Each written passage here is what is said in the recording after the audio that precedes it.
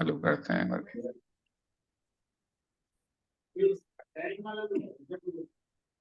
अब ये सुनते हैं विदारक, इसका सूत्र सुन लेते हैं एक बार। कथम हन्त्रे जनाय परिकुप्यति त्र्यंगुलं पातयन् पद्भ्यां स्वयं दंडेन पात्यते।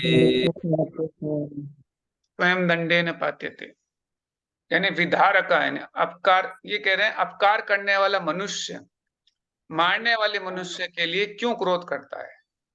जो त्रिअंगुल में 3 उंगल के उपकरण, जैसे कभी हम मिट्टी निकालने के लिए 3 अंगुल के ऐसे होते हैं ना, मिट्टी को खोदते हैं अपन, उसको त्रिअंगुल बोलते हैं। त्रिअंगुल को अगर आपको मिट्टी खोदनी है तो उसके लिए मनुष्य को खुद झुकना पड़ता है, झुक के उसको निकालना रहता है। तो डंडे के बल पे झुकेगा तभी तो उसको निकाल पाएगा। तो इसलिए क्रोध करने से कोई फायदा नहीं होता है,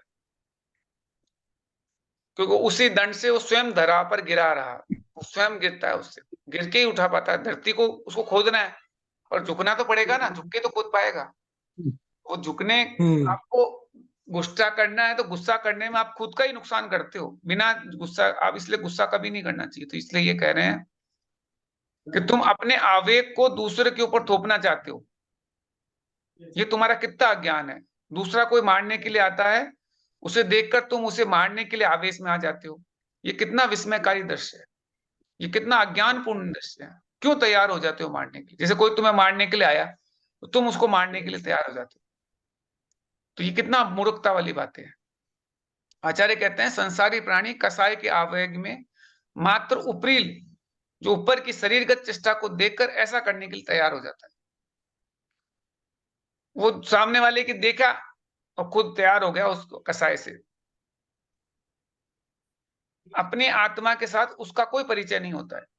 शारीरिक चेष्टा को देखकर उसे वेरी रूप में समझकर सभी एक दूसरे को मरने मारने के लिए तैयार हो जाते हैं। जैसे कोई आपको मारने के लिए आया तो आप उसको मारने के लिए तैयार हो जाते हैं, जबकि निश्चय से देखा जाए तो मूलतः कोई किसी का वेरी नहीं है। ये तो मोह के कारण ऐसा होता है। उदाहरण तौर पे जैसे मान लो कोई रोगी है, अस्पताल में भर्ती हो गया, पेट की पीड़ा उसे सता रही है, डॉक्टर अभी आया नहीं, प्रतीक्षा में, समय होने पर डॉक्टर आता है, हाथ पकड़ता है तो हाथ दे देता है, पेट पकड़ता है तो पेट दे देता है, इन पैर उसे मार देता है। कभी पीड़ा में हाथ पैर से लात भी मार देता है।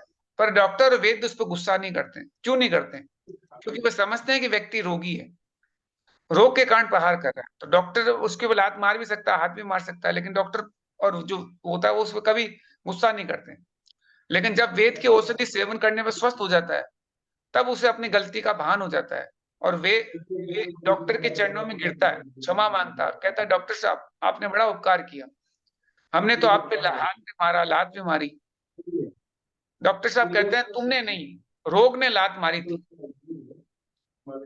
जो तुम्हारा रोग था इससे लात लग रही थी मुझे, जो तुम्हारी पीड़ा थी, रोग था, उससे लात लगी, तुमने थोड़ी रोग मारी।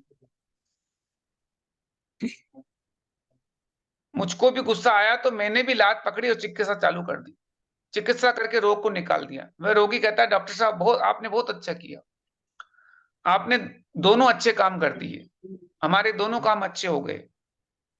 कौन से काम हो गए?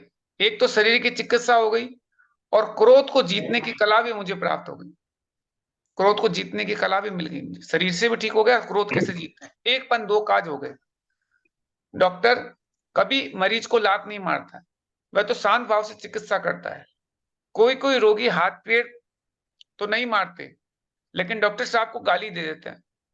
जैसे कई होते हैं ना, जैसे जाते डॉक्टर साहब को गाली देने लग जाते हैं। कोई कोई मरीज डॉक्टर साहब के बारे में गलत सोचता है, दुर्व्यवहार करता है, उस समय भी डॉक्टर साहब ये सोचते हैं कि इसकी कोई गलती नहीं है, ये तो इसका रोग बोल रहा है। कई आदमी जैसे डॉक्टर को बुरा सुना देते हैं, तो वो कह रहा है कि ये इसकी गलती नहीं है, ये इसका रोग बोल रहा है, अथवा दुर्व्यवहार। इसलिए जो दुर्व्यवहार हो रहा है रोग के कारण में हो रहा है। ये कोई आदमी बीमार है, परेशान है, तो डॉक्टर को ही बोलने लग जाता है देखो आपने क्या कर दिया, ऐसे कर दिया, वैसे कर दिया। इसी प्रकार अपने साथ कोई गलत चेष्टा करता है, गाली देता है, गलत सोचता है, तो अपने आप को ये विचार करना चाहिए इसमें इसकी कोई गलती नहीं है, ये तो हमारे कर्मों का उदय है। जो कर्मों का उदय से ऐसे कर रहा है। विदारकम कथम हंत्रे जनाय परिकुप्यति, अतः कोई अपने ऊपर पहाड़ कंडे आ रहा हो, मारने के लिए आया भी हो, उसके ऊपर क्रोध करना ठीक नहीं है। ठीक क्यों नहीं है? इसलिए ठीक नहीं है कि क्रोध के कारण वह स्वयं अपने को पुनः कर्म में फंसा रहा है। क्रोध के कारण वापस फंसा रहा है, अपने ऊपर स्वयं अपने हाथ से कुल्हाड़ी मार रहा है। कहते भी हैं कि अपने भावों द्वारा जीव स्वयं अपना अहित या हित करता है। ऐसा उदाहरण देकर संसारी प्राणी को आचार्य पूज्यपाद स्वामी ने सचेत अथवा सावधान किया, सावधान कर दिया कि आप क्या कर रहे हो। अगर आप वापस उस कोई आदमी आपसे कुछ गड़बड़ कर रहा है, कोई हाथ उठा रहा है, कुछ कर रहा है और आप वापस पे क्रोध कर रहे हो, तो आप खुद अपने पांव पे कुल्हाड़ी मार रहे हो और कुछ नहीं कर रहे। त्रिअंगुल पायत पद व्याम, त्रिअंगुल जो होता है खलियान में होता है, जो खेती करते हैं उसमें त्रिअंगुल से वो जब बोने के लिए जाते हैं ना, तो मिट्टी को लूज करने के लिए त्रिअंगुल काम में लेते हैं। तो तीन तीन ऐसे करके खींचते, उसको त्रिअंगुल बोलते हैं। तो उसको दबा के ऐसे कुल्हाड़ी बोल लो, तीन तीन मुंह वाली कुल्हाड़ी टाइप होगी, तो उसको तीन तीन ऐसे उससे खुरपी ऐसे खींच लेते हैं उसको, तो वो खुरसने के काम आती है त्रिअंगुल। किसान धान को साफ करता है, उस समय भी इसका प्रयोग करता है। जिस प्रकार त्रिअंगल नाम का यंत्र यदि कोई स्वयं अपने पैरों से जमीन पर गिराता है, तो वह बिना किसी प्रेरणा से हाथ में पकड़े हुए डंडों से गिरा दिया जाता है। तो आराम से जो हाथ में पकड़े डंडों से उसको गिराया जा सकता है। क्यों होगा तो बस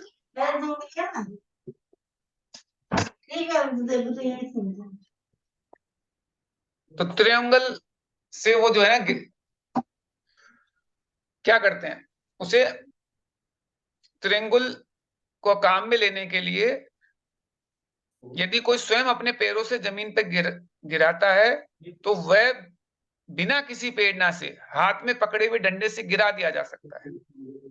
उसी प्रकार जिसने पहले दूसरे को सताया हो, कष्ट दिया हो, तकलीफ पहुंचाई हो, ऐसा सताए गए उस पुरुष को वर्तमान में अपने को मारने वाले के प्रति क्यों गुस्सा करता है।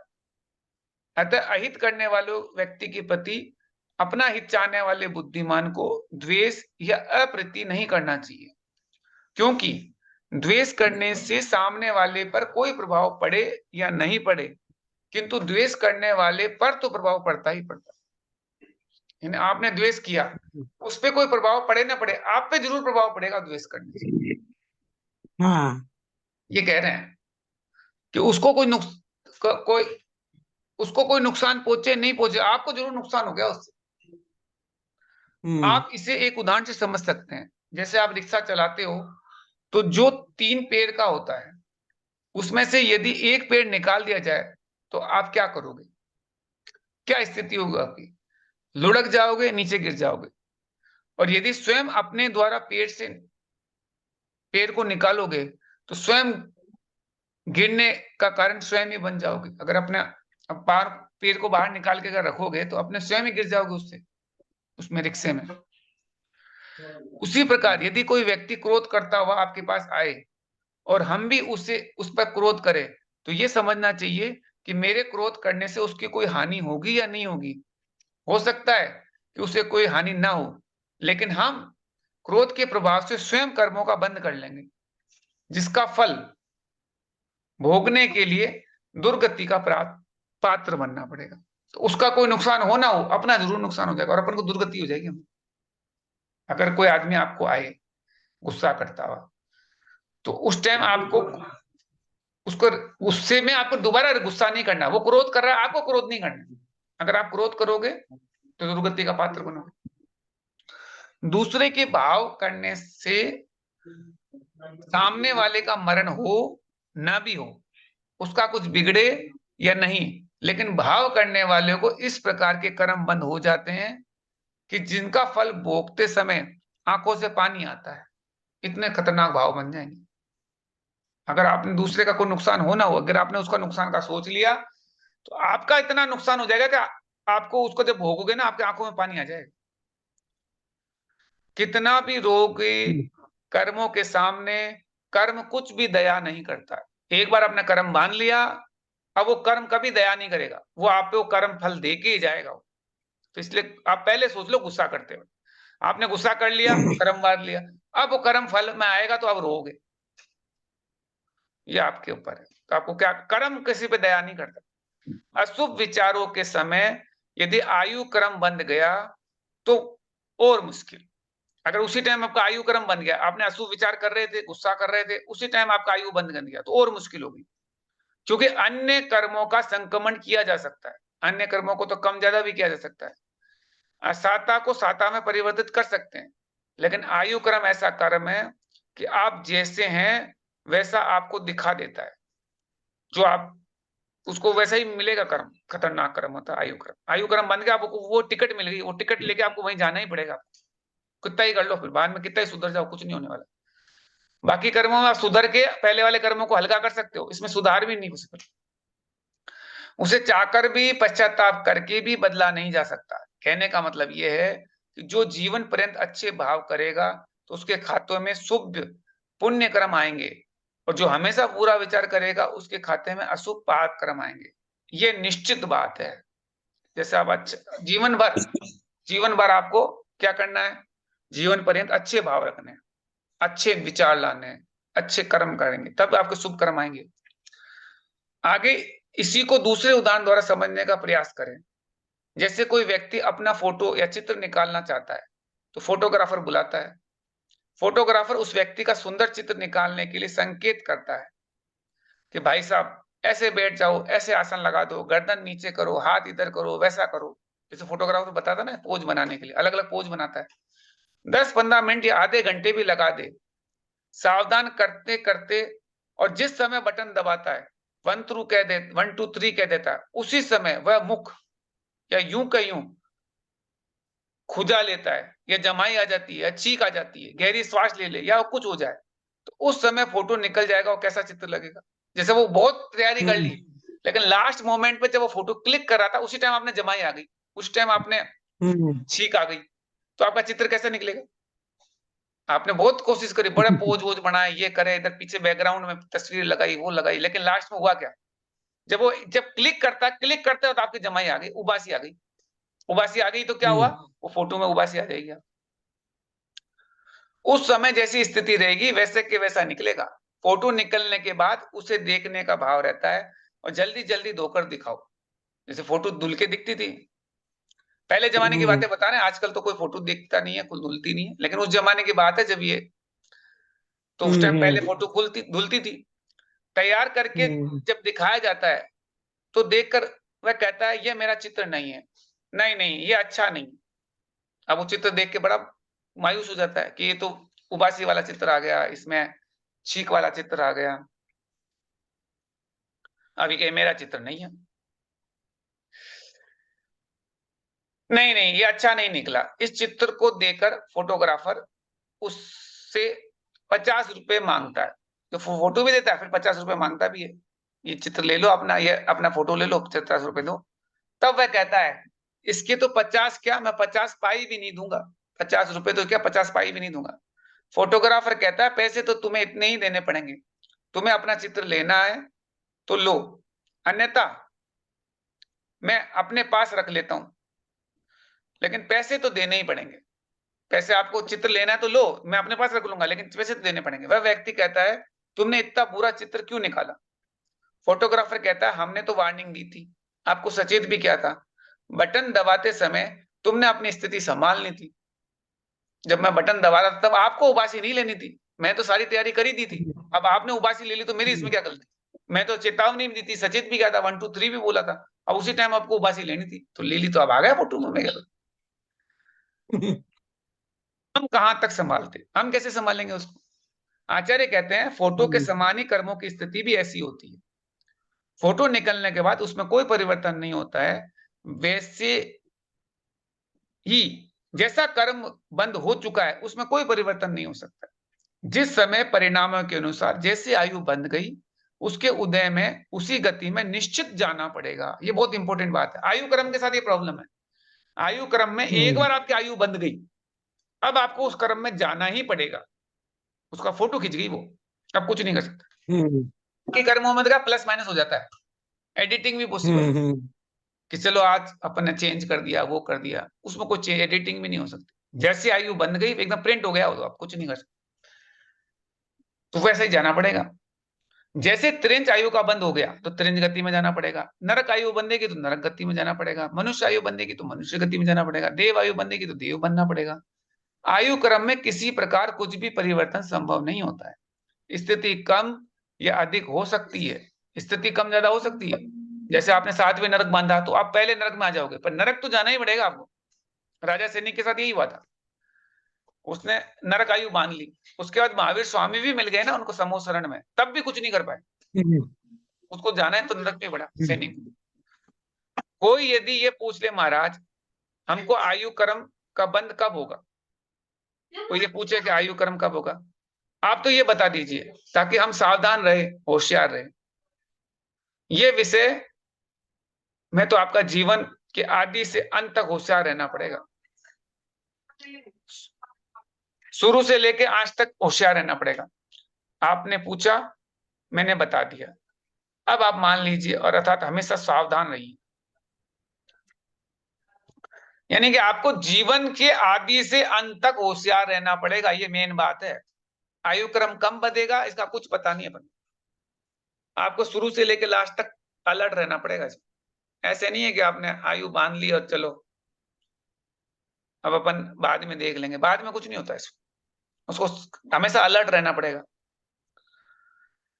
अब इसको समझा रहे हैं कैसे, इसे एक उदाहरण के द्वारा समझा लेते हैं।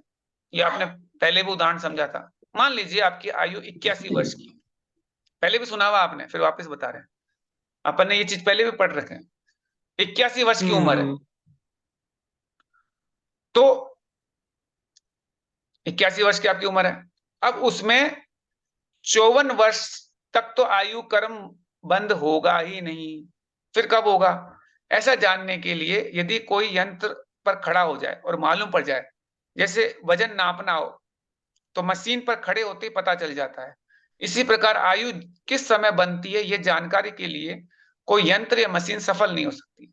किसी भी व्यक्ति की आयु कितनी है ये जानने के लिए अथवा आयु बंद कब होता है ये जानने के लिए आज तक कोई यंत्र ना बना है और ना कब बन सकता है। ऐसा कोई यंत्र नहीं बना है जिससे आपकी आयु पता चल जाए कि आपकी 81 वर्ष आयु है कि 70 वर्ष आयु है कि 90 वर्ष आयु है, कुछ नहीं पता चलेगा। कोई यंत्र नहीं, कोई यंत्र है क्या? कोई यंत्र ना बना ना बन सकता। इसे तो अवधि ज्ञानी जान सकते हैं, परंतु आज कोई अवधि ज्ञानी मुनिराज भी नहीं है जिनसे ये ज्ञात हो क्या सके। आयु क्रम का काल इतना सूक्ष्म है कि वह समझ में नहीं आ सकता। जैसे आपकी 81 वर्ष उम्र है तो 54 वर्ष आयु बीत जाने पर आयु बंद के 8 त्रिभाग करने पड़ेंगे, 8 भाग होंगे उसमें से। जब 2/3 आयु निकल जाएगी, 54 वर्ष निकल जाएंगे, फिर उसके 8 भाग करने पड़ेंगे। इनमें तो से अपने को किसी तो यही पता नहीं होता ना कि अपनी आयु कैसे हो गई, वही तो इसलिए तो कह रहे भाग हर कैसे समय पड़े। अलर्ट रहो। पर इतनी बात पक्की है कि लास्ट में आयु बनती है आपकी, आपका 2/3 निकलने के बाद आयु निकलेगी। अगर आपके 60 वर्ष है तो 40 वर्ष के बाद आयु बनेगी। 80 वर्ष है, 81 वर्ष है तो फिर कह रहे हैं 54 वर्ष के बाद निकलेगी। तो 54 वर्ष तक तो आयु बंदी नहीं ना आपकी, तो बुढ़ापे में ज्यादा अलर्ट रहना पड़ेगा आपको, क्यों बंदेगी तो बुढ़ापे में ही है अगर बुढ़ापा होगा तो, और पहले ही चलेगा तो बात ही खत्म। अभी तो क्या मालूम बुढ़ापा आएगा कि नहीं आएगा, लेकिन ये है कि लास्ट में ज्यादा है आयु का बंद। तो कहते हैं कि जो लास्ट के 2/3 भाग बच जाते, 2/3 निकलने का 1/3 बचता है, उसको 8 त्रिभाग करने पड़ेंगे। इसमें से किसी भी त्रिभाग में बंद हो सकता है। इसमें से यदि बंद नहीं हुआ तो मरण के अंतिम अंतर मुहूर्त में, जिसे असंक्षेप पादा काल कहते हैं, उसमें बंद निश्चित ही हो जाता है। क्योंकि आयु कर्म के बंद के बिना जीव कहाँ जाएगा, उसका कोई जा ही नहीं सकता, जीव मरेगा ही नहीं, वो जिंदा रहेगा जब तक आयु नहीं बनेगी। पेट्रोल के बिना गाड़ी आगे कैसे का आगे एड्रेस बढ़ेगी? मालूम होना पड़ेगा ना, है? आगे का एड्रेस मालूम होना पड़ेगा ना। आगे का एड्रेस होना पड़ेगा ना, वो कह रहे हैं बिना एड्रेस के जाएगा कहाँ? पेट्रोल के बिना गाड़ी कैसे आगे बढ़ेगी? गाड़ी को फिर धक्के से थोड़ा थोड़ा बढ़ाया जा सकता है, लेकिन आयु बंद के बिना जीव किसी भी गति में नहीं जा सकता। इसलिए यदि आयु का त्रिभाग में आयु नहीं बंधेगी तो अंतिम अंतर मुहूर्त के काल में तो बंधेगी ही बंधेगी। लास्ट के जो 45 मिनट्स होंगे उसमें तो बंधेगी ही बंधेगी। भरत चक्रवर्ती और बाहुबली दोनों को अवधि ज्ञान था। क्या क्या बंदेगी। आयु आयु आयु आयु कर्म बंधेगा ही बंधेगा लास्ट में। नहीं, आयु क्या बनना, उम्र आयु। आयु का मतलब अगला जन्म की गति, उसको आयु कर्म आयु बंध बोलते हैं। जो अभी यहाँ से टिकट लेके जाओगे उसको आयु कर्म का बंध बोलते हैं। अभी के तो आप आयु है ही, अब आगे कहाँ जाओगे उसको अभी बांधोगे आप। अभी तो मनुष्य है ही, अब थोड़ी आप मनुष्य से आप बिल्ली कुत्ता बन जाओगे। बिल्ली कुत्ता में आगे बनोगे, अभी थोड़ी मनुष्य, आप मनुष्य से बिल्ली कुत्ता थोड़ी बनोगे। आप ये मरोगे बिल्ली कुत्ता बनोगे। तो वो कह रहे हैं कि अगर आगे का आयु पता करना है तो इसमें जरूरी है कि आप एक बार बंध गए फिर आप चेंज नहीं कर सकते। अब फोटो खींच गई आपकी, अब बिल्ली कुत्ता बन के ही जाओगे आप। और यदि देव बन गए तो बिल्ली देव बन जाओगे, मनुष्य बन गए तो मनुष्य बन जाओगे, नरक में जाना तो नरक में चले जाओगे। अगर आपने माया करी तो तिरंज गति मिलेगी, पक्की बात है। माया से बचो। भरत चक्रवर्ती और बाहुबली दोनों को अवधि ज्ञान था, लेकिन दोनों का ही ज्ञान काम नहीं आया। चक्र चलने के उपरांत उसका परिणाम क्या होगा ये भी नहीं जान पाए। सोचने की बात है। ऋषभनाथ भगवान, जो आदिनाथ भगवान भी 1 वर्ष तक बिना आहार के घूमते रहे, फिर भी चक्रवर्ती ने अवधि ज्ञान नहीं लगाया कि ये क्यों आते हैं और क्यों घूम कर चले जाते हैं। सोचिए, विचार करिए कि चक्रवर्ती को यह भी ज्ञान नहीं था कि महाराज का किस प्रकार पड़गान किया जाता है। आप लोग भरत चक्रवर्ती से भी ज्यादा होशियार है क्या? भरत चक्रवर्ती से ज्यादा थोड़ी होशियार हो कि आपके यहां से महाराज लौटने भी लग जाए तो आप लोग उन्हें बिठा लेते हैं, लेकिन ऋषभनाथ भगवान को कौन किस प्रकार बिठा सकता था? भरत चक्रवर्ती को अनुमान तक नहीं लगाया कि महाराज क्यों लौट रहे हैं, क्या चाहते हैं। भरत चक्रवर्ती ने अनुमान, जबकि अवधि ज्ञानी थे तब भी अनुमान नहीं लगाऊंगा। महापुराणकार आचार्य जिनसेन स्वामी ने तो इतना अधिक सर्वांगीण वर्णन किया है कि आप पढ़ोगे तो आपकी आंखों में पानी आ जाएंगे। क्या स्थिति है कि 373 दिन तक आहार नहीं हुआ, 6 माह तक तो उठे नहीं, तदुपरांत सावक के घर की ओर गए, आए भी तो पड़गान करने की विधि से कोई परिचित नहीं था। सब सोचते रह जाते हैं कि आखिर अपनी गलती क्या हो रही है जो भगवान के आहार नहीं हो पा रहे हैं। प्रतिदिन गलती हो रही है। ऋषभनाथ भगवान की ही कोई गलती थी? अगर थी तो क्या गलती थी? ऋषभनाथ भगवान की गलती थी तो क्या गलती थी? पूर्व जीवन में एक खलियान में बेलों के मुख को बंद करा दिया था, जिससे बेल खेत के ज्वार मक्का आदि अनाज को ना खा सके। अनाज को बचाने के लिए मुंह बंद किया। मात्र 5 से 6 घड़ी, यानी 24 मिनट की घड़ी होती है, के लिए मुंह बंद किया था। उसका प्रतिफल यह रहा कि 6 महीने तक उन्हें आहार की अनुकूलता नहीं बनी। ऋषभनाथ भगवान ने सिर्फ एक वो बंद किया था बेल का मुंह, जिसके पीछे उनको 6 महीने तक भगवान को आहार नहीं मिला। ये स्थिति है। कर्मों का फल इतना खतरनाक होता है। क्या क्या बन गया? बेल का मुंह, बेल जैसे अनाज खा लेता है ना, तो उसको रोकने के लिए बेल का मुंह बंद कर देता है कि अनाज नहीं खा सकते। कितने टाइम के लिए? सिर्फ 6 घड़ी के लिए, और 6 महीने तक उनको खाना नहीं मिला। भरत चक्रवर्ती, बाहुबली, सबके पास अवधि ज्ञान था। किसी ने भी, यहां तक कि सोधर्म इनने भी अवधि ज्ञान नहीं लगाया कि भगवान ऋषभनाथ के आहार में अंतराय आने का कारण क्या है। जब तक साधा का उदय नहीं होता है तो देव भी आकर सहयोगी नहीं बन पाते। सीता जी जा रही है दंड कारण्य में, सब लोग देखते रह गए, कोई कुछ भी नहीं कर पाया, देव भी कुछ नहीं कर पाया, कर सकते जब तक कि सामने वाले का पुण्योदय नहीं हो। लेकिन जब पुण्योदय हुआ तो अग्नि कुंड भी जल कुंड में परिवर्तित हो गई, बाजे बजने लगे। पहले सहयोग क्यों नहीं किया? उस समय देव ही आ जाते, भले बाजे ना बजाते। उस टाइम आ जाते, बाजे भले ही नहीं बजाए उस टाइम क्यों नहीं आए? जब सीता जी को वहां भेजा था दंड कारण्य में तो क्यों नहीं आए? बाद में उस टाइम अग्नि में तो आ गए थे, अग्निकुंड तो जलकुंड में परिवर्तन हो गया था। देव तो केवल साक्षी है हमारे पाप और पुण्योदय के। पुण्योदय होता है तो शत्रु भी मित्र बन जाते हैं, और पापोदय आता है तो मित्र भी शत्रु बन जाते हैं। ये मेन बात समझने की है। इसमें देव भी कुछ नहीं कर पाते। आपका पुण्योदय होता है तो सब चीज सही हो जाती है, और पुण्योदय गया सब गड़बड़। पुण्योदय होगा तो 2 मिनट में काम हो जाएगा, नहीं तो बैठे रहो घंटों घंटों, सालों भर बैठे रहो, नहीं होता, नहीं होता है, क्या कर लो। तो कहते हैं शापानुग्रह शक्ति है, प्रभाव है। देवों के पास श्राप और अनुग्रह करने की क्षमता होती है। देव श्राप भी दे सकते हैं और आपका वरदान भी दे सकते हैं, किंतु वह व्यक्ति के पुण्य और पाप के साथ प्रभावकारी होता है। यदि प्रत्येक देव प्रत्येक प्राणी को श्राप देने लग जाए तो मुश्किल हो जाएगी, और प्रत्येक देव प्रत्येक प्राणी पर अनुग्रह या वरदान देने करें तो भी हमेशा मालामाल हो जाएंगे। लेकिन ऐसा कभी देखा नहीं गया। इतने मालामाल हो जाएंगे कि चक्रवर्ती भी हमारे पीछे रह जाएगा, लेकिन ऐसा भी कभी नहीं हुआ। कर्मों के संयोग में श्राप और अनुग्रह रूप प्रभाव होता है, अन्यथा नहीं। इसीलिए कोई अपने ऊपर क्रोध करे, उसके प्रति क्रोध करना स्वयं की कमी है। जैसे कोई आप पे क्रोध करे तो उस पर क्रोध करना आपकी कमी है। ऐसा कभी नहीं करना चाहिए, क्योंकि ऐसे करना स्वयं को घातक सिद्ध होगा, स्वयं को अधिक पाप बंधेगा। उसका तो कुछ होगा नहीं होगा, आपका जरूर बिगड़ जाएगा। वस्तुतः संसारी प्राणी निमित्त को लेकर स्वयं राग द्वेष करता है, और निमित्त के ऊपर भी राग द्वेष करता है और स्वयं दुखित होता है।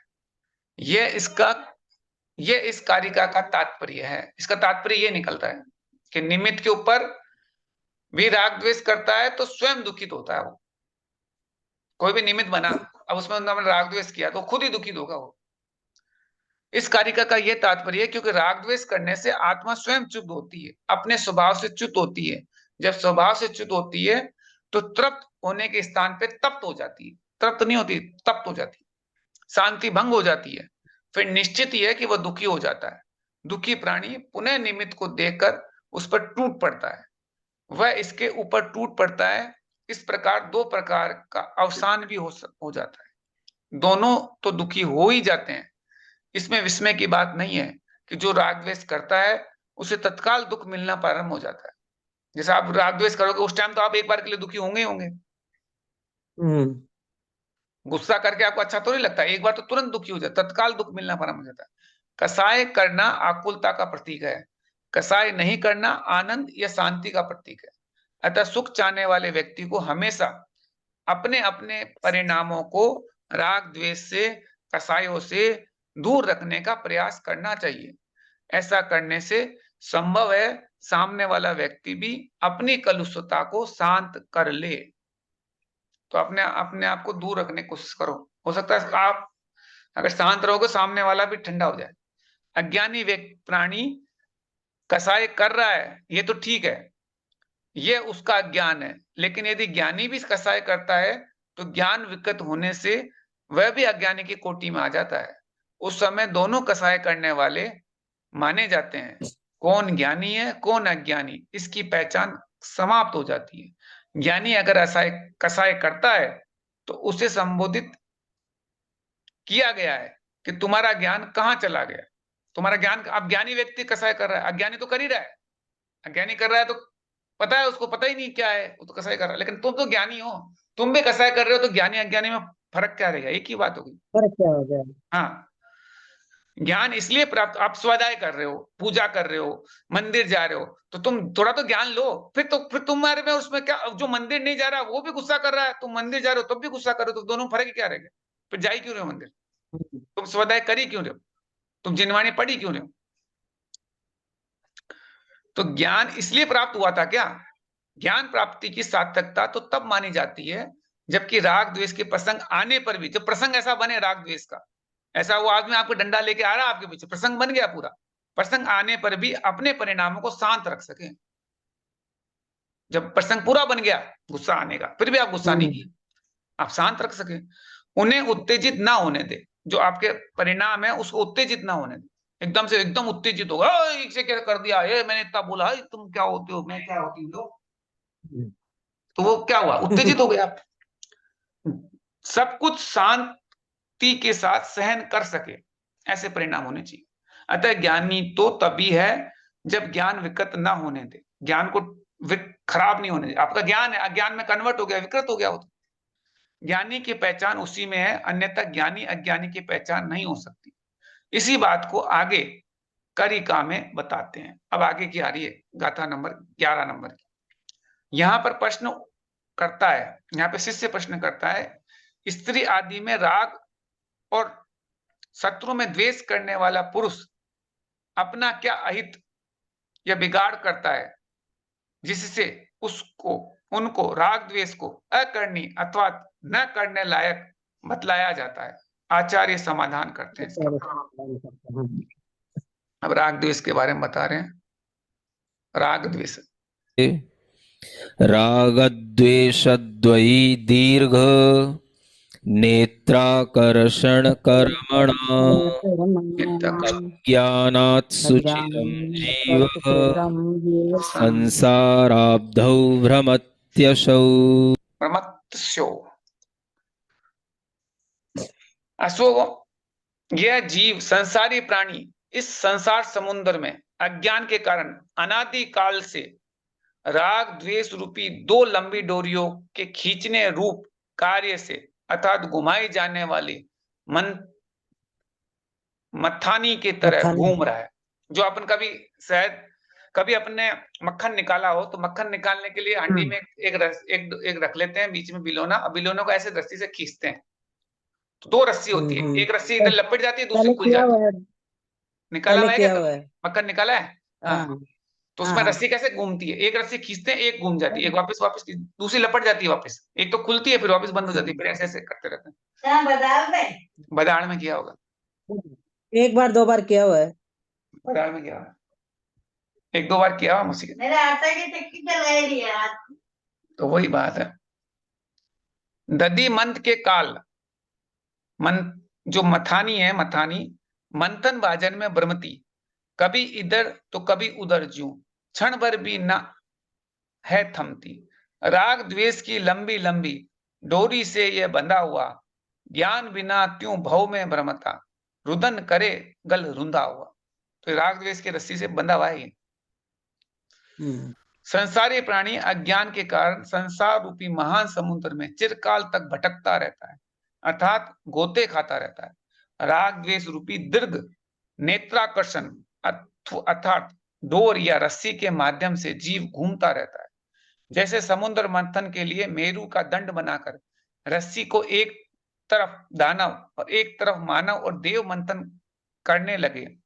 अर्थात लोक में यह बात प्रसिद्ध है कि नेत्री की खींचातानी से मथुराचल पर्वत को समुद्र में बहुत काल तक भ्रमण करना पड़ा। उसी तरह राग द्वेष रूपी डोर के माध्यम से अज्ञानी जीव संसारी जीव को अनादि काल से संसार में घूमना पड़ रहा है। राग का अर्थ है आकर्षण, द्वेष का अर्थ है अपकर्षण। इन आकर्षण और अपकर्षण के साथ मथानी घूमती रहती है। फलतः संसारी प्राणी 84 लाख योनियों में घूमता रहता है। बस वो एक जगह खींचते रहते हैं, एक राग एक द्वेष, उससे घूमता रहता है 84 लाख। मथानी यदि धीरे धीरे घूमती है तो खींचने का कार्य धीरे धीरे होता है, और यदि जोर से घूमती है तो घूमने की गति भी बढ़ जाती है। इस प्रकार अपने संसारी रूपे समुद्र मंथन भ्रमण का कार्य राग द्वेष रूपी नेत्राकर्षण अथवा डोरी के द्वारा हो रहा है। वैसे देव और दानव समुद्र का मंथन क्यों करते हैं? उन्हें ज्ञात था कि मंथन करने से अमृत निकलेगा। उस अमृत का चस्का अर्थात अमृत मिलने की आशा में मंथन चलता रहता है। मंथन के द्वारा लक्ष्मी, सरस्वती, हीरे, मोती, माणिक आदि रत्न भी मिलते हैं तो विष भी मिलता है। उसी प्रकार यहाँ पर आप भी संसार रूपी समुद्र का मंथन कर रहे हैं, जिसमें राग द्वेष रूपी इस डोरी है। आप स्वयं मथाने के रूप में हैं।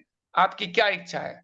सुख मिल जाएगा, परंतु अभी तक सुख मिला नहीं। संसार परिमण रुका नहीं, अज्ञानता मिटी नहीं। मान लो किसी ने कुछ कह दिया संसार में सुख है, किसी ने कह दिया आपको संसार में सुख है, उस पर आप लोग दिन रात विश्वास करके प्रयास करते जा रहे हैं। एक भव नहीं, दो नहीं, लाखों अरबों भव बीत गए, लेकिन सुख की उपलब्धि नहीं हुई। क्यों नहीं हुई? इस बात का विचार किया आपने? आचार्य कहते हैं जब तक राग द्वेष रूपी आकर्षण डोरी नहीं छूटेगी तब तक संसारी प्राणी का भटकन कैसे रुक सकता है?